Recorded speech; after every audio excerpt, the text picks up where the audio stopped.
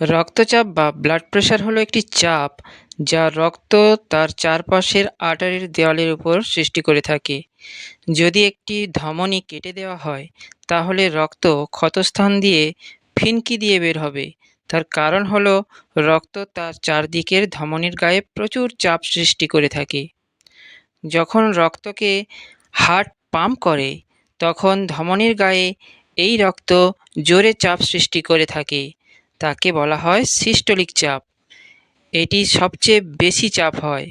তারপর যখন রক্ত ধমনী পার হয়ে শিরায় যায় ও ধীরে ধীরে হার্টের দিকে যায় তখন চাপ সবচেয়ে কমে নেমে আসে। তাকে বলা হয় ডায়াস্টলিক চাপ। সাধারণত দেখা যায় সিস্টোলিক থেকে ডায়াস্টলিক চাপ প্রায় 30-40 কম হয়। যেমন সিস্টোলিক চাপ 120 হলে ডায়াস্টলিক চাপ হয় 80 থেকে 90-এর কাছাকাছি। যদি দেহে রক্তের পরিমাণ কমে যায় তাহলে ধমনীর গায়ে প্রেসার বা চাপ কম পড়বে, তাই প্রেসার কমে যাবে। আগেকার দিনে তাই প্রেসার বেশি হলে ও রোগীর জীবন আশঙ্কা হলে দেহে 2-3টি জোঁক লাগিয়ে দেহ থেকে রক্ত কমিয়ে রক্তচাপ কমানো হতো। আজকাল অবশ্য বিজ্ঞান উন্নত হয়েছে এবং রক্ত দেহে সম্পূর্ণ রেখেই ব্লাড প্রেশার কমাবার ব্যবস্থা হয়েছে নানাভাবে। এখন এই ব্লাড প্রেশার কম বেশি হওয়ার কারণ আছে।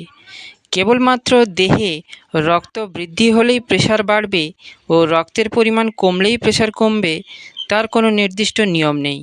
যেমন যদি ধমনী, শিরা প্রভৃতি রক্তবাহী নালীগুলি সংকুচিত হয় বা কন্ট্রাক্ট হয় তাহলে তার ফলে রক্তের চাপ তার গায়ে বেশি পড়বে। তাকে বলা হয় ভ্যাসোকনস্ট্রিকশন। আবার রক্তবাহী নালীগুলি বেশি প্রসারিত হলে তার ফলে প্রেশার বা চাপ কমবে। তাকে বলা হয় ভ্যাসোডাইলেশন। আবার যদি পেটে বেশি বায়ু সঞ্চয় বা ফ্ল্যাচুলেন্স হয় তাহলে অন্ত্র, পাকস্থলী প্রভৃতিতে তার ফলে ওই বায়ু উপরের দিকে চাপ দিতে পারে। তার ফলে ডায়াফ্রাম পেশিতে চাপ পড়বে এবং এই ডায়াফ্রামের উপরেই হার্ট অবস্থিত, তাই হার্টে চাপ বেশি পড়বে, তার ফলে প্রেশার বৃদ্ধি পাবে। তেমনি যে কোনোভাবে হার্টের বিটের ফোর্স বৃদ্ধি পেলে প্রেশার বাড়বে, ফোর্স কমলে প্রেশার কমবে। তাহলে বলা যায় ব্লাড প্রেশার যে যে কারণের উপর নির্ভর করে তা হলো হার্টবিটের শক্তি বা ফোর্স, দূরের ধমনীগুলিতে রক্ত প্রবাহে কতটা বাধা বা রেজিস্ট্যান্স হচ্ছে তার উপরে, যাকে বলা হয় পেরিফেরাল রেজিস্ট্যান্স। 3 নম্বর দেহে মোট রক্তের পরিমাণের উপরে।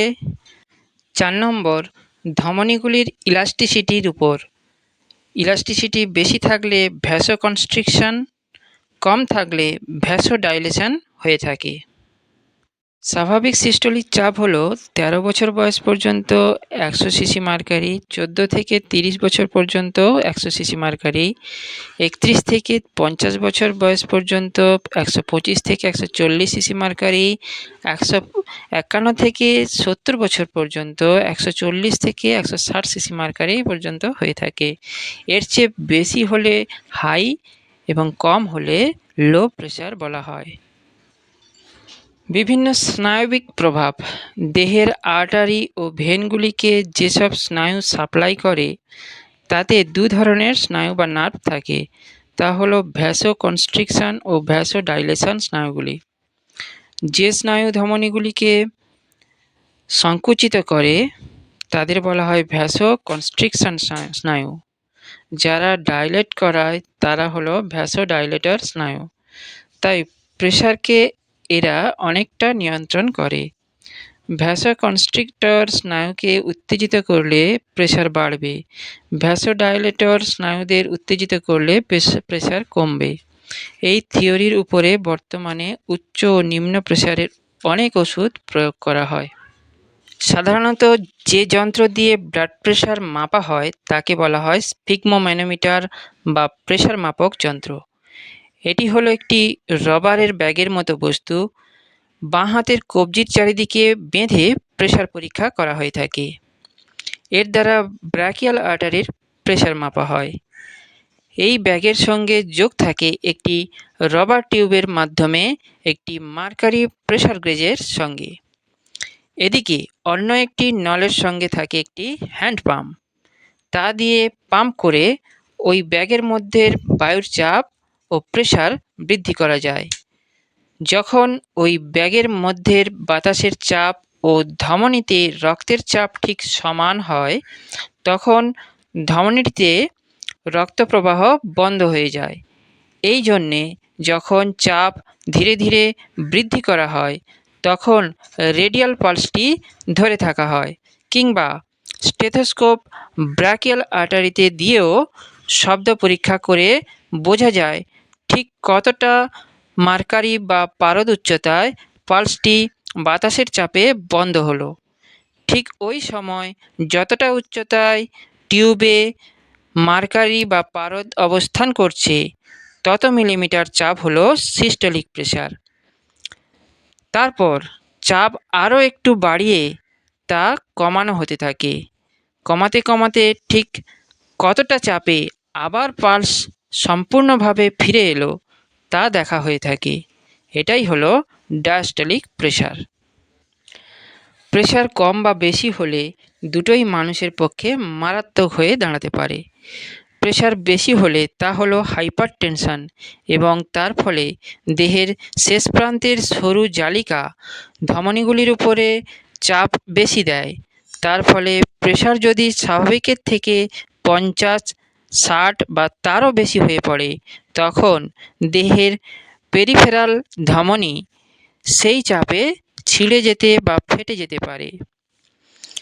মাথার ব্রেনের রক্তবাহী নালিকাগুলি অজস্র ও খুব সরু সরু। যদি মাথার এইসব নালিকা বা একাধিক নালিকা ছিঁড়ে যায়, তার ফলে মাথার মধ্যে প্রবলভাবে ইন্টারনাল রক্তপাত বা হেমারেজ হতে শুরু হয়। রোগী অজ্ঞান হয়ে যায়। একে বলা হয় সন্ন্যাস রোগ বা সেরিব্রাল থ্রম্বোসিস বা মাথার স্ট্রোক।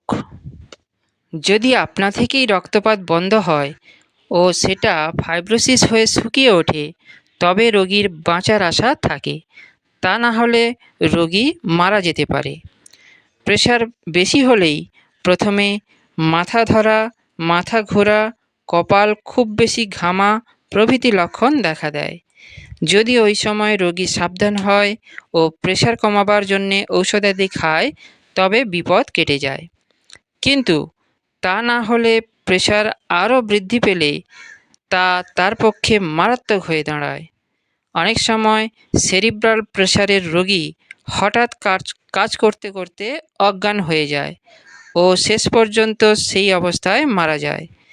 তাদের এই আকস্মিক মৃত্যুর কারণ হয় প্রেশার বৃদ্ধি ও সেরিব্রাল স্ট্রোক, অথবা হার্টের করোনারি আর্টারিগুলি ঠিকমতো রক্ত সাপ্লাই করতে না পারার জন্যে করোনারি থ্রম্বোসিস। তবে প্রাথমিক মাথা ধরা ইত্যাদি থেকে প্রেশার বেশি বোঝা যায়। আবার প্রেশার বেশ কম হলে দেহের সব প্রান্তে রক্ত ঠিকমতো পৌঁছতে পারে না। তার কারণ প্রান্তের ধমনীগুলিতে রক্তের চাপ কম হেতু টিস্যুগুলিতে রক্ত পৌঁছায় না। তার ফলে মাথার মধ্যেকার সরু ধমনী ও শিরাগুলিতে ঠিকমতো রক্ত পৌঁছতে পারে না ও টিস্যুগুলি রক্ত পায় না। ব্রেনের টিস্যুগুলি রক্ত না পেলে মাথা ঘুরতে থাকে ও রোগী অজ্ঞান হয়ে পড়ে।